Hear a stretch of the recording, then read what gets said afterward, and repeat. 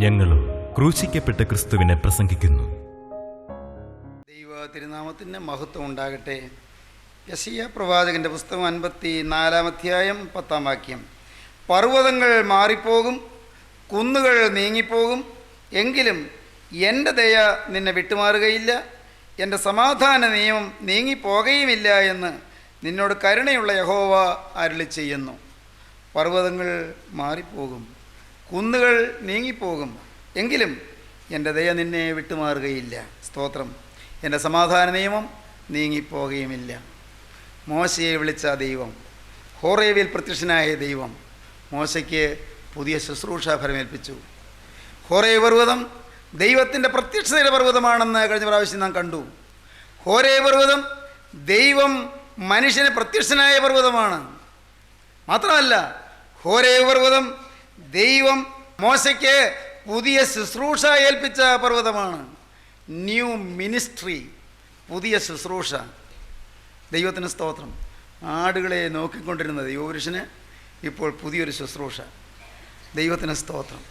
പുതിയ ശുശ്രൂഷ. ദൈവമക്കളെ, നമുക്കൊരു ശുശ്രൂഷയുണ്ട്. നമുക്കുണ്ട് ഒരു ശുശ്രൂഷ. സാധിക്കും. വേണമെങ്കിൽ നിങ്ങൾക്കെല്ലാവർക്കും കിട്ടും, എല്ലാവർക്കും സാധിക്കും. എന്താണ് ശുശ്രൂഷ? ഇടയനില്ലാത്ത ആടുകളെപ്പോലെ ചിന്നിച്ചിതറിയ ജനത്തിന് ജീവനുള്ള ഇടയനെ പരിചയപ്പെടുത്തി കൊടുക്കുന്ന ശുശ്രൂഷ. ദൈവത്തിന് സ്തോത്രം. പട്ടണത്തിലേക്ക് പോകുന്ന വഴിയറിയാത്ത മൂഢന്മാർ തങ്ങളുടെ പ്രയത്നങ്ങളിൽ ക്ഷീണിച്ചു പോകുമ്പോൾ ഇതാകുന്ന വഴിയെന്ന് സത്യവഴി ചൂണ്ടിക്കാണിക്കാനുള്ള ശുശ്രൂഷ, ചൂണ്ടുപലകയായി നിൽപ്പാനുള്ള ശുശ്രൂഷ. ദൈവത്തിൻ്റെ വലിയ നാമം മഹത്വപ്പെടട്ടെ. അപ്പം സഭാപ്രസംഗയുടെ പുസ്തകം അങ്ങനെയാണ് കാണുന്നത്. പട്ടണത്തിലേക്ക് പോകുന്ന വഴിയറിയാത്ത മൂഢന്മാർ തങ്ങളുടെ പ്രയത്നങ്ങളിൽ ക്ഷീണിച്ചു പോകുന്നു. വഴി അറിയാൻ പാടില്ല. പട്ടണത്തിൽ എത്തണമെന്നുണ്ട്, പട്ടണത്തിൽ ചെന്നു ചേരണമെന്നുണ്ട്, പക്ഷേ വഴി അറിഞ്ഞുകൂടാ. സഭാപ്രസംഗിയുടെ പുസ്തകത്തിൽ ആ വാക്യം നിങ്ങൾ കേട്ടിട്ടുണ്ടോ? സഭാപ്രസംഗിയുടെ പുസ്തകത്തിൽ നാം വായിക്കുന്നു 10-ാം അധ്യായം 15-ാം വാക്യം. സഭാപ്രസംഗി 10-15 ബൈബിളിൽ 662-ാമത്തെ പേജിൽ. 10:15 പട്ടണത്തിലേക്ക് പോകുന്ന വഴിയറിയാത്ത മൂഢന്മാർ തങ്ങളുടെ പ്രയത്നത്താൽ ക്ഷീണിച്ചു പോകുന്നു. പട്ടണത്തിലെത്തണമെന്നുണ്ട്, അനേകരങ്ങനെയല്ലേ, വഴി അറിഞ്ഞുകൂടാ. വഴി കാണിച്ചു കൊടുക്കാൻ വഴി അറിയാവുന്നവർ അതിന് മുൻനിരയിലേക്ക് ചാടി വരണം. കർത്താവേ, എനിക്ക് ദാനമായി നീ വഴി പറഞ്ഞു തന്നു, എനിക്ക് നീ വെളിവ് തന്നു, എനിക്ക് നീ സുബോധം തന്നു, എനിക്ക് കരുണയുള്ള കർത്താവേ ആത്മാവിൻ്റെ മാർഗങ്ങൾ കാണിച്ചു തന്നു. ഞാൻ മുമ്പേ പോയിട്ടില്ലാത്ത വഴിക്ക് കൂടി നീ എന്നെ നടത്തിയല്ലോ. യഹോവേ, നീ അടിയനോട് കാണിച്ചിരിക്കുന്ന സകല ദയയ്ക്കും സകല വിശ്വസ്തതയ്ക്കും ഞാൻ അപാത്രമത്രേ എന്നാണ് യാക്കോബ് പറഞ്ഞത്. യഹോവേ, നീ അടിയനോട് കാണിച്ചിരിക്കുന്ന സകല ദയയ്ക്കും സകല വിശ്വസ്തതയ്ക്കും ഞാൻ അപാത്രമത്രേ. ദൈവമേ, നീ എനിക്ക് വഴി കാണിച്ചു തന്നു, എനിക്ക് അറിഞ്ഞുകൂടായിരുന്നു. അനേകരെ പോലെ ഞാൻ നിത്യ അന്ധകാരത്തിലേക്ക് പോവുകയായിരുന്നു. ചടങ്ങുകൾ ആചരിച്ചും അനുഷ്ഠാനങ്ങൾ ചെയ്തും എൻ്റെ ദൈവമേ ചില ആചാരാനുഷ്ഠാനങ്ങളിൽ തങ്ങിയും ഹൃദയം തിങ്ങിയും അങ്ങനെ എൻ്റെ ജീവിതം വലയുകയായിരുന്നു. പട്ടണത്തിൽ എത്തണമെന്നുണ്ട്, പട്ടണത്തിലെത്തിയേ തീരൂ എന്നറിയാം. പക്ഷേ പട്ടണത്തിലേക്കുള്ള വഴി അറിഞ്ഞുകൂടാതെ ഞാൻ തപ്പി നടന്നവനാണ്. അന്ധതയിൽ തപ്പി നടന്നു, അന്ധകാരത്തിൽ തപ്പി നടന്നു, അന്ധവിശ്വാസങ്ങളിൽ തപ്പി നടന്നു, മൂഢാചാരങ്ങളിൽ തപ്പി നടന്നു, മാമൂലുകളിലും ചില തഴക്കങ്ങളിലും ചില പഴക്കങ്ങളിലും തപ്പി നടന്നു. സത്യമായ വഴി ഞാൻ കണ്ടില്ല. പട്ടണത്തിലേക്ക് പോകുന്ന വഴി അറിയാത്ത മൂഢനെ പോലെ ഞാൻ ജീവിച്ചു പോയി. എന്നാൽ എൻ്റെ കർത്താവേ, നീ എനിക്ക് വഴി സൗജന്യമായി കാണിച്ചു തന്നു. നീ എന്നെ എടുത്തുകൊണ്ടുവന്ന ഈ സത്യവഴിയിൽ നിർത്തി. ഞാൻ തേടി തേടി കണ്ടെത്തിയതല്ല. ദൈവത്തിന് സ്തോത്രം. ഞാൻ അന്വേഷിച്ച് കണ്ടെത്തിയതല്ല കർത്താവേ, ഞാൻ നോക്കി നോക്കി കണ്ടെത്തിയതല്ല. നീ എന്നോട് മനസ്സലിഞ്ഞു, ഈ വഴി നീ എനിക്ക് കാണിച്ചു തന്നു. നീ എന്നെ എടുത്തുകൊണ്ടുവന്ന് ഈ വഴിയിൽ കൊണ്ടുവന്ന് നിർത്തി. ഇനി മുന്നോട്ട് പൊയ്ക്കോ എന്ന് പറഞ്ഞു. എൻ്റെ കർത്താവേ, ഞാൻ ഇതിനു മുമ്പ് ചവിട്ടിയിട്ടില്ലാത്ത ഈ വഴിയിൽ, ഇതിനു മുമ്പ് നടന്നിട്ടില്ലാത്ത ഈ വഴിയിൽ നീ എന്നെ എത്തിച്ചല്ലോ. നിനക്ക് സ്തോത്രം, ദൈവത്തിന് സ്തോത്രം. അതുകൊണ്ടാണ് സങ്കീർത്തനക്കാരൻ പറഞ്ഞത്, എൻ മനമേ യഹോവയെ വാഴ്ത്തുക, എൻ്റെ സർവ്വ അന്തരംഗവുമേ അവൻ്റെ വിശുദ്ധനാമത്തെ വാഴ്ത്തുക. എൻ മനമേ യഹോവയെ വാഴ്ത്തുക, അവൻ്റെ ഉപകാരങ്ങളൊന്നും മറക്കരുത്. അവൻ നിൻ്റെ അകൃത്യമൊക്കെയും മോചിക്കുന്നു, നിൻ്റെ സകല രോഗങ്ങളെയും സൗഖ്യമാക്കുന്നു. ദൈവത്തിന് സ്തോത്രം. അതുമാത്രമല്ല, വീണ്ടും പറഞ്ഞു, സങ്കീർത്തനക്കാരൻ പറഞ്ഞു, യഹോവ എനിക്ക് ചെയ്ത സകല ഉപകാരങ്ങൾക്കും ഞാൻ അവന് എന്ത് പകരം കൊടുക്കും? യഹോവ എനിക്ക് ചെയ്ത സകല ഉപകാരങ്ങൾക്കും ഞാൻ അവന് എന്ത് പകരം കൊടുക്കും? സ്വർഗത്തിലെ നിത്യനായ ദൈവം നമുക്കായി ഒരുക്കിയിരിക്കുന്ന വൻ കാര്യങ്ങൾ വഴി കാണിച്ചു തന്നു, വഴിയിൽ കൂടി നമ്മെ നടത്തി. പ്രിയപ്പെട്ടവരെ, നാം ഇതുവരെയും അനുഭവിച്ചിട്ടില്ലാത്ത ആത്മസമാധാനവും ഇതുവരെയും നാം ചിന്തിച്ചിട്ടില്ലാത്ത ഊഹിച്ചിട്ടില്ലാത്തതുമായ സന്തോഷ സൗഭാഗ്യങ്ങളും സ്വർഗത്തിലെ ദൈവം നമുക്ക് തുറന്നു തന്നു, നിറയെ തന്നു, നിറപടിയായി തന്നു, സമൃദ്ധിയായി തന്നു. അതുകൊണ്ടാണ് യെശയ്യാ പ്രവാചകൻ 65-ാം അധ്യായത്തിൽ പറഞ്ഞത്, 1-ാം വാക്യം, എന്നെ ആഗ്രഹിക്കാത്തവർ എന്നെ അന്വേഷിപ്പാനിടയായി, എന്നെ അന്വേഷിക്കാത്തവർക്ക് എന്നെ കണ്ടെത്തുവാൻ സംഗതി വന്നു. എൻ്റെ നാമം വിളിച്ചപേക്ഷിക്കാത്ത ജാതിയോട് ഇതാ ഞാൻ എന്ന് ഞാൻ പറഞ്ഞു. സ്വന്തം വിചാരങ്ങളെ അനുസരിച്ച് ആകാത്ത വഴിയിൽ നടക്കുന്ന മത്സരമുള്ള ജനത്തെങ്കിലേക്ക് ഞാൻ ഇടപെടാതെ കൈ നീട്ടുന്നു. ദൈവത്തിന് സ്തോത്രം. 65-ാം അധ്യായം 1-ാം വാക്യം, എന്നെ ആഗ്രഹിക്കാത്തവർ എന്നെ അന്വേഷിപ്പാനിടയായി. നാം ആരും ആഗ്രഹിച്ചില്ല, ജീവൻ്റെ പാത അറിയണമെന്ന് ചിന്തിച്ചില്ല. ജീവൻ്റെ പാതയിലാണെന്നായിരുന്നു ധാരണ. ഞാൻ അങ്ങനെയായിരുന്നു. 2 നേരം നമസ്കാരമുണ്ട്, ഒരു ഞായറാഴ്ചയും പള്ളി മുടക്കുകയില്ല, ശരിക്കും നോമ്പ് ഉപവാസവും എല്ലാം ഉണ്ട്. മനസ്സറിഞ്ഞ് വേണ്ടാതിനത്തിനൊന്നും പോവില്ല, സിനിമ കണ്ടിട്ടില്ല, പുകവലിച്ചിട്ടില്ല, മദ്യം കുടിച്ചിട്ടില്ല, ചീത്ത കൂട്ടുകെട്ടില്ല, സാമാന്യം ഒരുവിധം മാനമര്യാദയായി ജീവിക്കുന്നു. അമ്മയുടെ അനുസരണത്തിൽ, നല്ല ഡിസിപ്ലിനിൽ, എന്നും ഒരധ്യായമെങ്കിലും വേദപുസ്തകം വായിക്കും, ഒക്കെ നിർബന്ധമാണ്. ചിട്ടപ്പെട്ടൊരു ജീവിതം.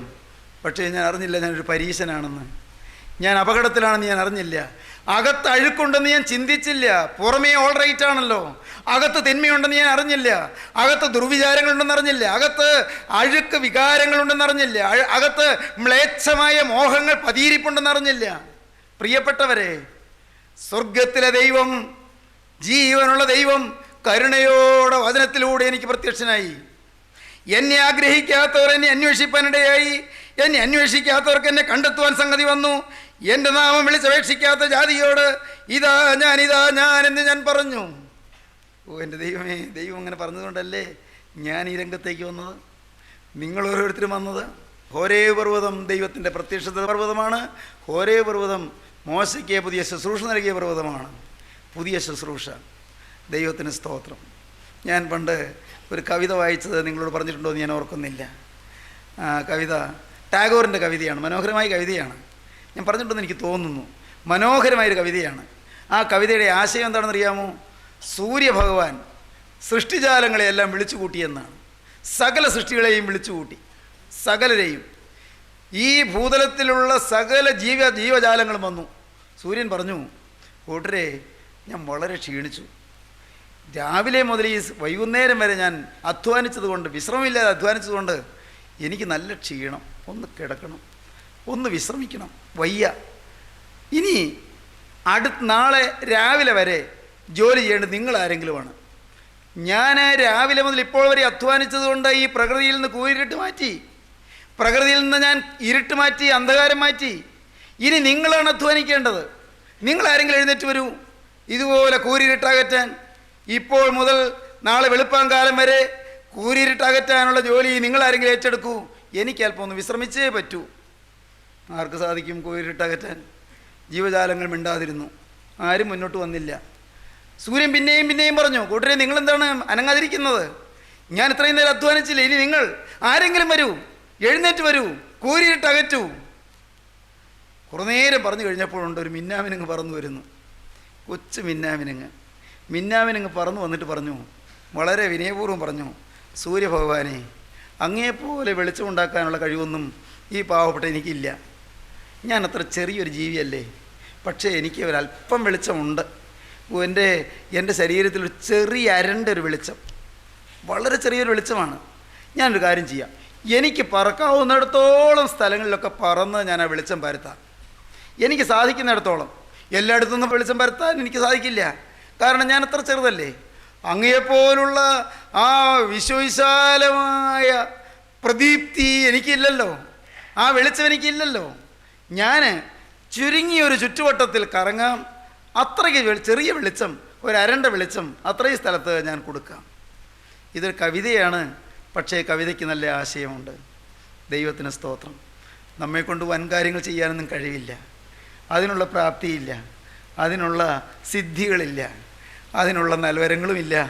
എൻ്റെ ദൈവമേ, നാം നിസ്സാരരാണ്, നാം അല്പപ്രാണികളാണ്. ഹല്ലേലൂയ. നിങ്ങളോട് പറയട്ടെ, എന്നാൽ എൻ്റെ കർത്താവ് നിങ്ങളോട് ഇപ്പോൾ പറയുന്നതെന്താണെന്ന് കേൾക്കണമോ? ബലവാന്മാരെ ലജ്ജിപ്പിപ്പാൻ ദൈവം ലോകത്തിൽ ബലഹീനമായത് തിരഞ്ഞെടുത്തു. ദൈവത്തിന് സ്തോത്രം. ജ്ഞാനികളെ ലജ്ജിപ്പിപ്പാൻ ദൈവം ലോകത്തിൽ ഭോഷത്വമായത് തിരഞ്ഞെടുത്തു. സ്തോത്രം. ഉള്ളതിനില്ലായ്മയാക്കുവാൻ ദൈവം ലോകത്തിൽ കുലഹീനവും നികൃഷ്ടമായതും ഏതുമില്ലാത്തതും തിരഞ്ഞെടുത്തു. ദൈവമക്കളെ, ആ കൂട്ടത്തിൽ നമ്മെ അവൻ ഉൾപ്പെടുത്തി. ബലവാന്മാരെ തിരഞ്ഞെടുത്ത കൂട്ടത്തിലല്ല, ജ്ഞാനികളെ തിരഞ്ഞെടുത്ത കൂട്ടത്തിലല്ല, ഉണ്മയായതിനെ തിരഞ്ഞെടുത്ത കൂട്ടത്തിലല്ല. ഇതാ, ഒന്നുമില്ലായ്മയിൽ നിന്ന് ജീവനുള്ള ദൈവം നമ്മെ തിരഞ്ഞെടുത്തു. ഒരു ജഡവും ദൈവസന്നിധിയിൽ പ്രശംസിക്കാതിരിക്കേണ്ടതിന് അവൻ നമ്മെ തിരഞ്ഞെടുത്ത് തൻ്റെ ശുശ്രൂഷ നമ്മെ ഫലമേൽപ്പിക്കുന്നു. ദൈവത്തിന് സ്തോത്രം. ശുശ്രൂഷ നമ്മെ ഏൽപ്പിക്കുകയാണ്. മകനെ, നീ എൻ്റെ വേല ചെയ്യുക, നീ ഇന്ന് എൻ്റെ വേല ചെയ്യുക, നിൻ്റെ കാര്യം ഞാൻ നോക്കാം. സ്നേഹിതരെ, അതിമനോഹരമായൊരു ഗീതമുണ്ടല്ലോ, നിങ്ങൾക്ക് കാണാതറിയാമായിരിക്കും. ഇന്ന് വേല ചെയ്താൽ അന്ന് ജീവകിരീടം ചൂടാം. യജമാനൻ വരുമ്പോൾ, യജമാനൻ വരും, കർത്താവായ യേശു വീണ്ടും വരും. അന്നേരത്ത് ഉണർവുള്ളവരായി മുന്തിരിത്തോപ്പിൽ പണി ചെയ്യുന്നവരായി കാണുന്ന ദാസന്മാർക്ക്, യജമാനൻ്റെ മുന്തിരിത്തോപ്പിൽ വിശ്വസ്തയോടെ വേല ചെയ്യുന്ന വേലക്കാർക്ക്, ഏൽപ്പിച്ച ശുശ്രൂഷ വിശ്വസ്തയോടെ നിർവഹിക്കുന്നവർക്ക്, യജമാനൻ്റെ മുന്തിരിത്തോപ്പിൽ വേല ചെയ്യുന്നവരായി പകലന്തിയോളം വിശ്രമമില്ലാതെ പണിയെടുക്കുന്ന വേലക്കാർക്ക്, ദൈവത്തിന് സ്തോത്രം, അവർക്കാണ് കിരീടം. അവരെ പിതാവായ ദൈവം ആഘോഷത്തോടെ എതിരേറ്റു കൊണ്ടുവന്ന തിരുമേശയെങ്കിൽ ഇരുത്തും, താതിനിരുത്തും മേശയ്ക്കായി. അവരെ പുത്രൻ തമ്പുരാൻ സുതൻ അവരെ പരികർമ്മിക്കും, അരകെട്ടി ശുശ്രൂഷിക്കും. പാറക്കലീത്ത റൂഹുകുദിശ, പാറക്കലീത്ത പരിശുദ്ധാത്മാവ്, ആശ്വാസപ്രദനായ പരിശുദ്ധാത്മാവ് കിരീടം മെടഞ്ഞ് അവരുടെ ശിരസിൽ ചൂടിക്കും. ദൈവത്തിന് സ്തോത്രം. സഹോദരങ്ങളെ, നിങ്ങളോട് പറയട്ടെ, ആ ശുശ്രൂഷ ഏറ്റെടുക്കാൻ നിങ്ങൾക്ക് സാധിക്കുമോ? പുതിയ ശുശ്രൂഷ. ദൈവത്തിൻ്റെ വലിയ നാമം മഹത്വപ്പെടട്ടെ. പുതിയ ശുശ്രൂഷ ഏൽപ്പിക്കുന്നു. ഹോരേ പർവ്വതം എന്ന പ്രത്യക്ഷതയുടെ പർവ്വതമാണ്. 2 പുതിയ ശുശ്രൂഷ ഫലമേൽപ്പിക്കുന്ന പർവ്വതമാണ്. ശുശ്രൂഷ ഫലമേൽപ്പിച്ചപ്പോൾ മോശ ആദ്യം ഏറ്റെടുക്കുന്നില്ല. മോശയ്ക്ക് ഒരുപടി ന്യായങ്ങൾ. എന്തൊക്കെയാണ് മോശയുടെ ന്യായങ്ങൾ? നമ്മൾ വായിച്ചാൽ നാം അത്ഭുതപ്പെടും. മോശ അതങ്ങ് വേഗം ഏറ്റെടുത്താൽ മതിയായിരുന്നല്ലോ, ഉടയമ്പരാൻ പറഞ്ഞതല്ലേ, വേഗം ഏറ്റെടുത്താൽ മതിയായിരുന്നല്ലോ എന്നൊക്കെ ഞാൻ പണ്ട് ചിന്തിച്ചിട്ടുണ്ട്. എൻ്റെ നിസ്സാരതയിൽ ഞാൻ അങ്ങനെ ഓർത്തിട്ടുണ്ട്. ഈ മോശ അങ്ങനെ വാശി പിടിക്കേണ്ട കാര്യമൊന്നും ഉണ്ടായിരുന്നില്ല. എന്തെല്ലാം തടസ്സങ്ങളാണ് പറയുന്നത്? എനിക്ക് തോന്നുന്നു ഒരു 6 or 7 തടസ്സം മോശ പറഞ്ഞു. ഒന്നാമത്തെ തടസ്സം, ഐ ഹാവ് നോ എബിലിറ്റി, എൻ്റെ കർത്താവേ എനിക്കതിന് കഴിവില്ല. രണ്ടാമത്തെ മോശ പറഞ്ഞു, ഐ ഹാവ് നോ മെസ്സേജ്, എനിക്കൊരു ദൂതില്ല കർത്താവേ. മൂന്നാമത്തെ മോശ പറഞ്ഞു, ദൈവത്തിന് സ്തോത്രം, I have no authority, I have no power, എനിക്ക് അധികാരമില്ല, എനിക്ക് കരുത്തില്ല, എനിക്ക് അധികാരമില്ല. നാലാമത്തെ മോശ പറഞ്ഞു, ഐ ഹാവ് നോ കറേജ്, എനിക്ക് ധൈര്യമില്ല കർത്താവേ. അഞ്ചാമത്തെ മോശ പറഞ്ഞു, ഐ ഹാവ് നോ എഫിഷ്യൻസി, എനിക്ക് മികവില്ല, എനിക്ക് വൈദഗ്ധ്യമില്ല. ആറാമത് പറഞ്ഞു, ഐ ഹാവ് നോ ഇൻട്രസ്റ്റ്. അവസാനം മോശ പറഞ്ഞു, എനിക്കിതിലൊന്നും ഇൻട്രസ്റ്റ് ഇല്ല കർത്താവേ. എന്താ മോശം ഇങ്ങനെയൊക്കെ പറഞ്ഞത്? ഇങ്ങനെയൊക്കെ പറഞ്ഞിട്ട് ഉടയമ്പരാൻ മോശയെ തന്നെ ഏൽപ്പിക്കുകയും ചെയ്തു. ദൈവത്തിന് സ്തോത്രം. കർത്താവിൻ്റെ വേലയിൽ നിന്ന് പിന്മാറിപ്പോയവരാരെങ്കിലും ഇവിടെ ഇരിപ്പുണ്ടോ? ദൈവത്തിന് സ്തോത്രം. യേശു തമ്പുരാൻ നിങ്ങളെ ഏൽപ്പിച്ച വേലയിൽ നിന്ന് പുറകോട്ട് മാറിയവരാരെങ്കിലും ഇവിടെ ഇരിപ്പുണ്ടോ? വയ്യ നാണം.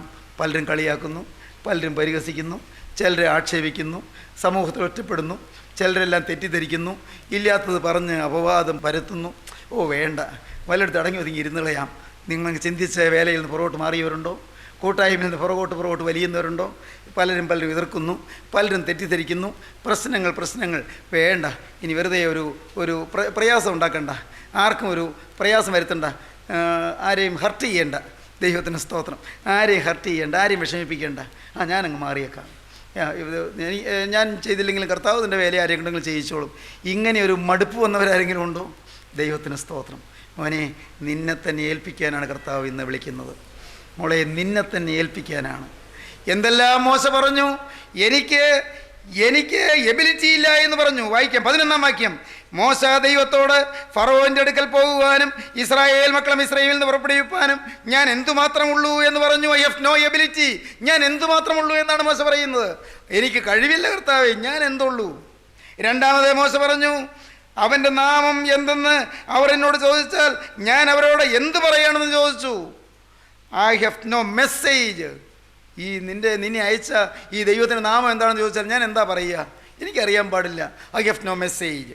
മൂന്നാമത്തെ മോശ പറഞ്ഞു, 4-ാം അധ്യായം 1-ാം വാക്യം, അവർ എന്നെ വിശ്വസിക്കാതെയും എൻ്റെ വാക്ക് കേൾക്കാതെയും യഹോവ നിനക്ക് പ്രത്യക്ഷനായിട്ടില്ല എന്ന് പറയുമെന്ന് ഉത്തരം പറഞ്ഞു. ഐ ഹാവ് നോ അതോറിറ്റി, ദൈവം എന്നെ അയച്ചു എന്നുള്ള എനിക്ക് തെളിവൊന്നുമില്ലല്ലോ. ഐ ഹാവ് നോ അതോറിറ്റി, എനിക്ക് അധികാരമില്ല.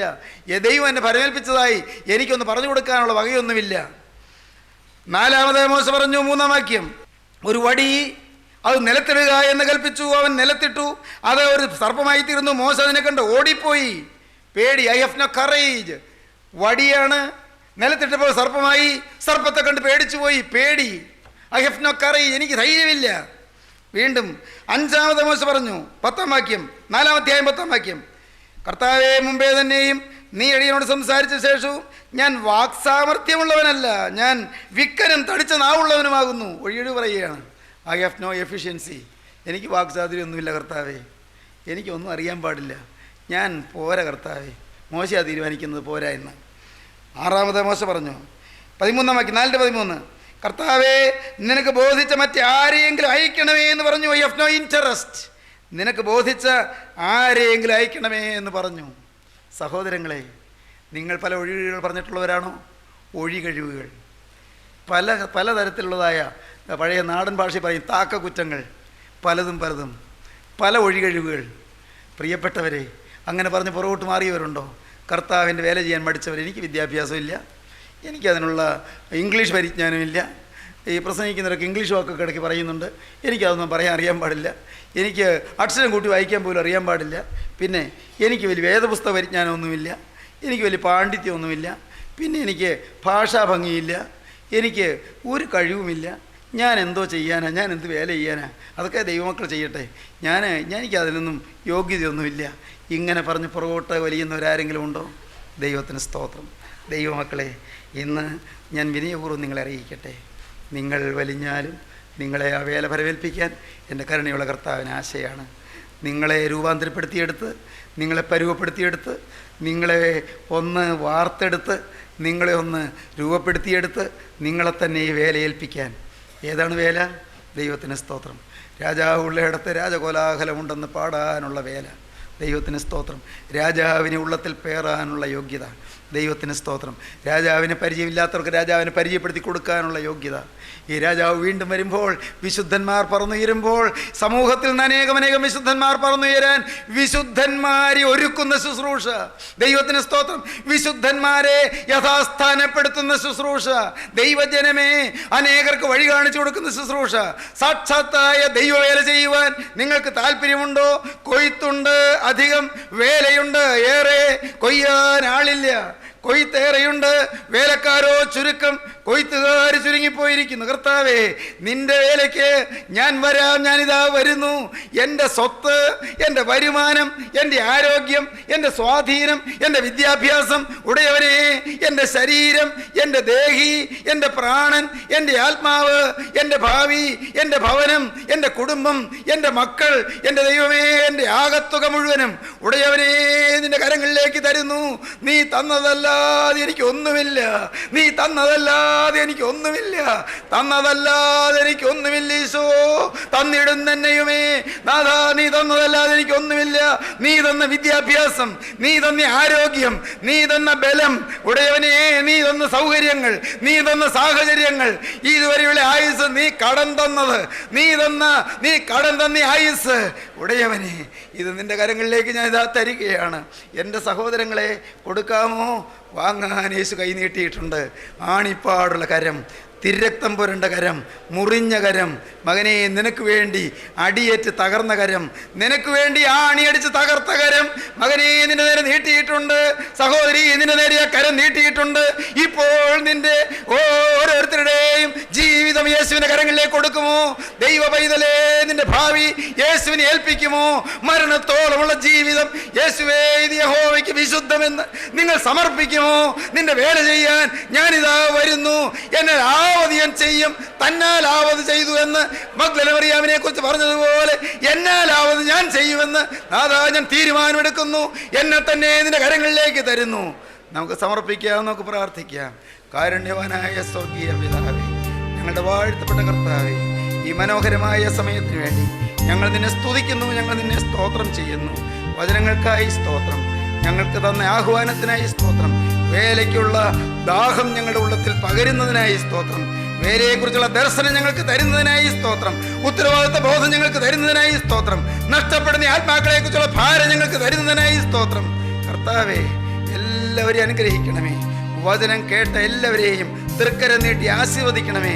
ഈ വചനം ശ്രദ്ധിച്ച ഓരോരുത്തരുടെ ശിരസിന്മേൽ ഇപ്പോൾ അരിമനാഥന്റെ തൃക്കരം വെക്കണമേ. രോഗബാധ മാറ്റണമേ, പാപക്കെട്ടുകൾ പൊട്ടിക്കണമേ, പൈശാചിക ബാധകൾ നീക്കണമേ, ദുരാത്മ ഭീതികൾ അകറ്റണമേ, ശാപദോഷങ്ങൾ മാറ്റണമേ. എല്ലാവരെയും അനുഗ്രഹിക്കണമേ, കുടുംബ സമാധാനം അയക്കണമേ. മഹത്വം തിരുമേനി മാത്രം എടുക്കണമേ. യേശുക്രിസ്തുവിന്റെ രാജകീയ നാമത്തിൽ പ്രാർത്ഥിക്കുന്ന പിതാവേ, കവയോടെ കേൾക്കുമാറാകണമേ.